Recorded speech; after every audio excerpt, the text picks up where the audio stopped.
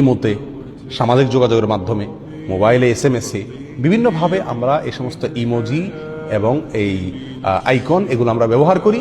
এগুলো ব্যবহার করা জায়েজ আছে কি না, এটা নিয়ে ওলামায়ে কেরামের গবেষণার খোলাসা এবং সার সংক্ষেপ যদি বলতে যাই, তাহলে বলা যায় যে এটি শর্ত সাপেক্ষে জায়েজ আছে, শর্ত সাপেক্ষে জায়েজ আছে। আর সে শর্তটা হলো, যদি সেটা একেবারে পুরা মানুষের অবয়ব না হয়, পুরা মানুষের অবয়ব না হয়, শুধু নিছক একটা গোলাকার কল্লা জাতীয় হয় এবং সেখানে একজন মানুষের মাথায় যতগুলো অঙ্গ প্রত্যঙ্গ থাকে সেগুলোও পুরোপুরি না থাকে, শুধু হয়তো দুইটা চোখ আছে বা একটা দাগ দিয়ে মুখের মতো বানায় দেওয়া আছে, তাহলে এগুলোর ব্যবহার জায়েজ আছে। এই সমস্ত ইমোজি, এই সমস্ত ইমোর ব্যবহার করা কি আছে, জায়েজ আছে।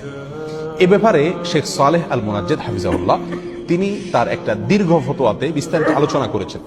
সে আলোচনা তিনি বলেছেন যে দুই কারণে এগুলোর ব্যবহার করা জায়েজ। নাম্বার এক, এগুলো সাধারণত এত ছোট হয় এবং এত অস্পষ্ট হয় যে একজন মানুষের যে অঙ্গ প্রত্যঙ্গ থাকে সেগুলোর পূর্ণাঙ্গভাবে এই সমস্ত ইমোজিতে বা ইমোতে কি থাকে না।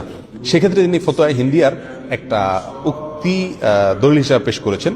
সেখানে লেখা আছে যে লাউকানা সগীরাহ বিহাইসু লা তাবদুল লিন-নাযির ইল্লা বিতাআম্মুলিন লা ইউকরাহ।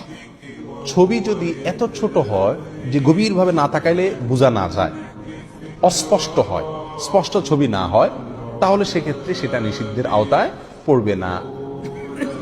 কথা বুঝে আসছে? এবং এক্ষেত্রে অন্যান্য ফিকহাতেও উলামায়ে কেরামের মত প্রায় একই, যে ছবি যদি অস্পষ্ট হয় সেটা অসুবিধা নাই। এখন একটা গ্লাসে বা একটা বোতলে গোল করে একটা বৃত্ত আঁকলেন এবং সেখানে এরকম দুইটা দাগ দিয়ে চোখের মতো বানা দিলেন অথবা একটা দাগ দিয়ে মুখের মতো বানা দিলেন, তো এটা মানুষের কল্লার মতো দেখা গেলেও এটা আসলে মানুষের কল্লা না, বিধায় এটা কি নয়, নিষিদ্ধের আওতায় পড়বে না। দ্বিতীয় যে কারণে এটা নিষিদ্ধের আওতায় পড়বে না সেটা হলো যে এই সমস্ত ইমোজিতে মানুষের বেঁচে থাকার জন্য যতগুলো জিনিস জরুরি তার বেশিরভাগ জিনিস এগুলোতে থাকে না।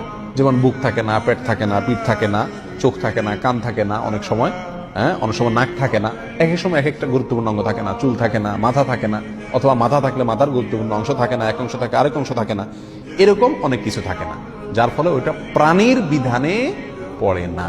আর প্রাণীর ছবি আঁকা শরীয়তে নিষেধ, এটা তার কাছাকাছি গেলেও সরাসরি কি নয়, প্রাণীর ছবি নয়। এই দুই কারণে সালেহ আল মুনাজ্জেদ হাফিজাহুল্লাহ বলেন যে এই ধরনের ইমোজি ব্যবহার করা কি আছে, জায়েজ আছে।